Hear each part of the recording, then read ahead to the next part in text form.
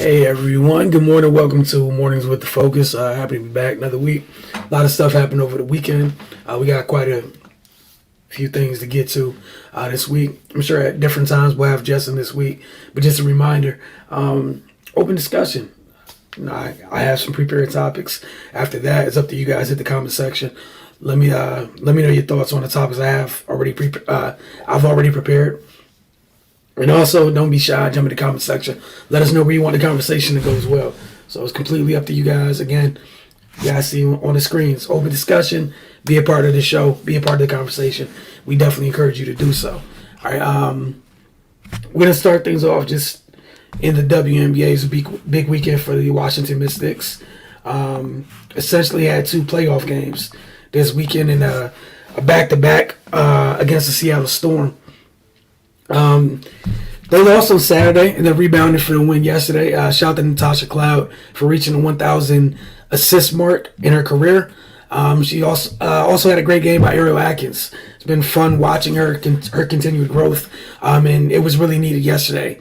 And a tough game, a hard-fought win over the Seattle Storm. That said, if you want more of an in-depth breakdown of what myself, Cardell, and Ray thought of this weekend's games, get over to our Roku channel. Got a Roku television device. All you got to do is in the search box, type in Focus TV, double-click OK on your remote, and it has the channel. Despite the loss of the Storm on Saturday, in which Seattle clinched the playoff spot with a win, and they were fourth in the standings, Washington clinched the playoff loss despite losing because Atlanta lost the same day as well. With the win yesterday, Washington remains in fifth place. They have the same record as the Storm. It looks like the Storm are going to have the tiebreaker if everything stays the same throughout the last 4 or 5 games of the season. But Washington has some big games coming up, starting with the Aces at home on Tuesday. Then they'll be hitting the road to take on the reigning champs, the Chicago Sky. So we'll be looking forward to that. Don't forget, just follow us on social media so you guys don't miss Mystics Outlook, or if you're already have the Roku channel, our Roku channel added to your devices, it's that much easier, right? Up next, I wanted to share the WNBA standings with you guys, but just give me a second to pull them up. Honestly, had them pulled up, and then me, had a moment and forgot completely. And first, let me get this up on the screen for you guys so you guys can see it. Oh man, there we go. And first, we got the Chicago Sky 23-7. Las Vegas Aces. I'm so sorry, I cannot talk this early. Las Vegas Aces are coming into DC on Tuesday, riding a 4-game win streak. They're 22-8. The Connecticut Sun 20-10. Those are your top 3 seeds as of right now. Seattle, as I just mentioned, 19-12, along with your Washington Mystics. Dallas is in 6th at 13-16. Phoenix in 7, 13-17, 12-17 for those Los Angeles Sparks in the midst of a 3-game slide. Atlanta, who started the season pretty well, they're going through it a little bit. 4-game slide at 12-18. Minnesota's 12-19, although they've won 2 straight games. New York Liberty, they've been up and down this year at times. They just won one after losing one. They're 11-18, and then the Fever have already been mathematically eliminated, as you could guess, with it just winning. They have only won 5 games, so that's how you get mathematically eliminated this early. However, moving on, we're going to talk. The title of today's show. I'm going to talk about this topic. Have to get to it. Go ahead and get this up on screen real quick. I just put it up on screen, man. We knew this day was coming. That the last couple of days, several reporters, starting with Josina Anderson, was saying that the ruling by Judge Sue L. Robinson was going to be today. That ruling did in fact get shared this morning.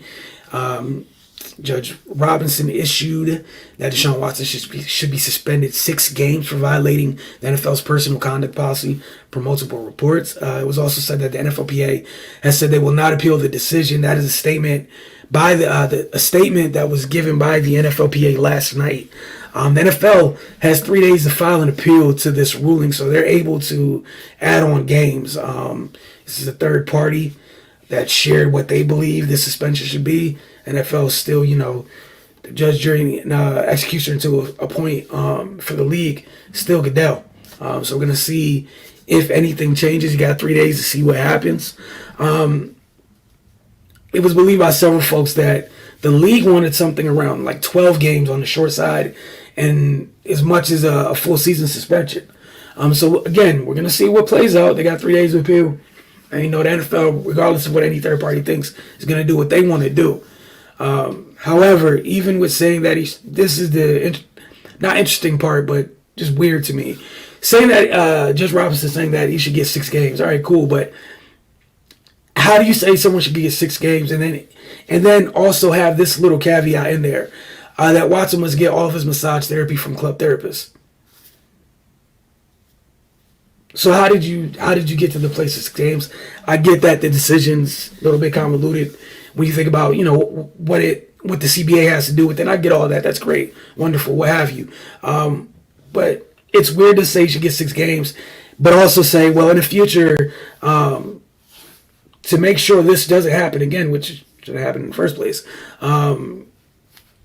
it has to be club mandated massage therapy. It's just very unserious, very on brand for that league. I expect more games to be added. However, I just wouldn't be shocked if it remains at 6.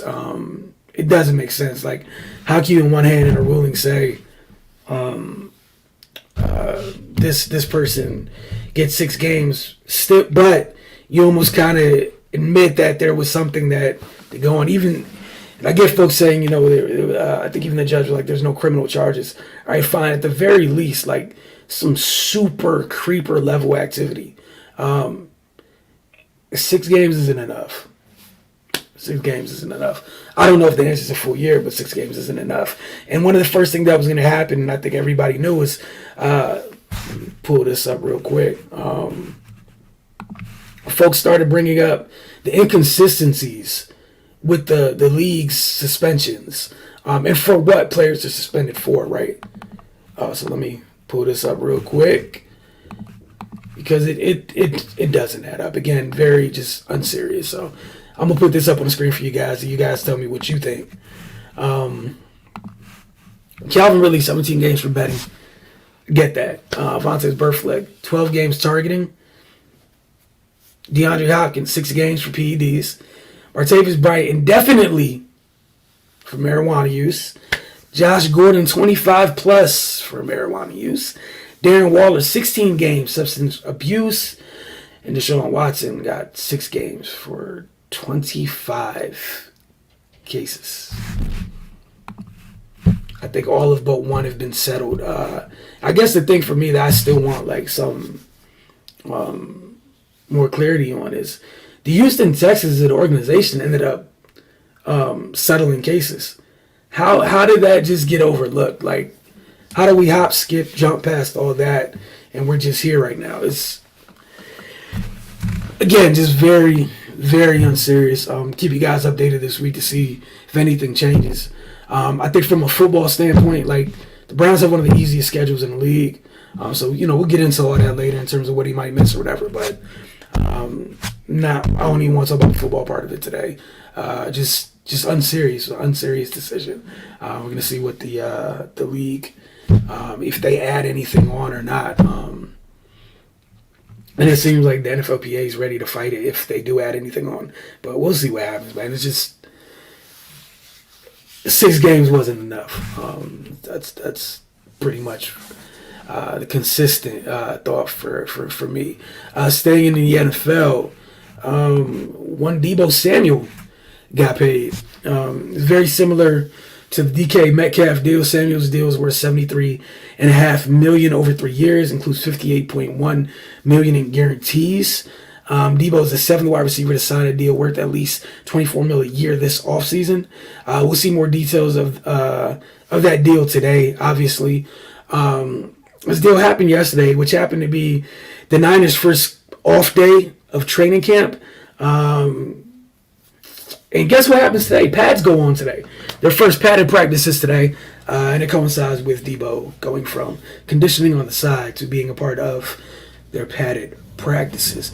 And two things, with this situation. One, I'm not shocked in the least bit. Two, it is interesting that what Tory Dandy is doing here in terms of the type of it's like NBA type re-upping, right? For wide receivers right now, where it's 3-year deals, really two. With the it's like two with an option, right? And then they get back on the market and they get a chance for another 3-year deal. So instead of one long deal, which I'm sure that's what the team would want, like most of the prior to Deebo's deal, most of the other Niner extensions were 4 or 5 year deal. 4 or 5 year deals. Thinking Fred Warner and George Kittle, Trent Williams, etc., where you're able to throw the void year on or spread the money out a little bit more. Looks like what Dandy's done with all of his clients this offseason is that sweet spot, that 3-year deal, get him right back on the market for a chance of maybe another 3-year deal, and then you get your guarantees, right? So I thought it was a great deal for Deebo. I think he's 26 right now. He turns 27 like in January, so he's one of those dudes where that's why I'm interested to see the details on the contract to see how it works out. Is that 3rd year really a void year, or is it really truly an option year? And does that replace this year, or is it added onto this year? So I'm very interested in seeing how that works out. I'm sure we'll find out. But again, I'm not too shocked by this at all. AJ Brown had a really interesting tweet. Let me try to find that one for you guys. Because looking back, it's kind of like, hey, if you think for the Titans, is you didn't have to do all this, I guess. Is what it comes. You didn't have to trade him, is what it comes down to, right? Here we go. Let me get this off the screen. I think this is this tweet from AJ Brown. He essentially said, basically, all 4 of us got the same contract, and I'm the only one that got traded. Yeah, keep believing it was me. Anywho, go Birds. Yeah, that's the. I don't see the lie in this statement. So if all the deals were comparable, again, several of the clients all belong to the same agent. I think AJ's was the longest in terms of he got a 4-year deal up to 100, but the guarantees weren't that much different, honestly. So, yeah, why did you didn't have to trade him, I guess is my issue. Obviously, still your choice as a team, or you just didn't want that around at all. But Seattle, nor San Francisco or Washington, they didn't blink about their situation at all. Those guys were not available, no matter how much the public wanted to say it. And all 3 of them got signed, and I'm talking about DK, Deebo, and Terry McLaurin. All 3 got signed, and I think that's all similar deals.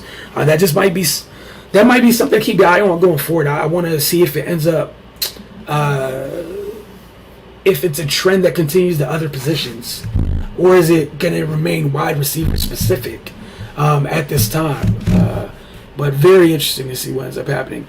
Orlando Brown and the Chiefs, they've yet to work out a long-term deal, but it looks like he'll be playing this year on a franchise tag. So the good news for them is they have their starting left tackle, and then they still have some extra time to figure it out. Obviously, I'm sure their offseason didn't go as they planned. However, you got to make the best of it. I'm sure they didn't have losing Tyreek on their bingo card of this offseason of all the possible outcomes. But it is what it is. Not last but not least, but close to it. Last but not least in terms of topic-wise, Ryan Kerrigan announced his retirement this weekend, ending his 11-year career by signing a 1-day contract with the Washington Commanders. He was selected by them under their former name. He was the 16th pick in the 2011 draft. He will retire as Washington's all-time sack leader with 95.5 sacks. Kudos to him on a very good career. With the 16th pick, you want to talk about great value. And most of that damage was done as a member of the Washington franchise. And then didn't want to leave this show without celebrating the life of one of the greatest to ever do it, in Bill Russell. May he rest in peace. Not sure which he impacted more, be it the world as a whole, for his people, or the game of basketball, which that resume is amazing. No one's going to touch that resume, at all. But I'm going to give you guys a few moments in case you guys want to jump in the comment section, in case there's anything you guys want to discuss. If not, then, get ready to see you guys tomorrow. I'm sure there'll be more football to talk about as we get closer and closer. We got a preseason game this week. It's pretty much here, man. It's pretty much back. And again, I'm sure this Watson stuff will continue to play out. Looking for the league's response. Definitely interested to seeing if there is one, and then what it is. But yeah, 6 wasn't enough, man. I don't know how many times. Yeah, six just wasn't enough. All right, guys. Like I said, gave y'all an opportunity. Just hit the comment section. Just as reminders, open discussion every morning. So hit the comment section, be a part of the conversation. Steer the conversation if you want. It's up to you guys. But thanks for spending time with us this morning on Mornings with the Focus. And enjoy the rest of your day. We'll see you guys about the same time tomorrow morning.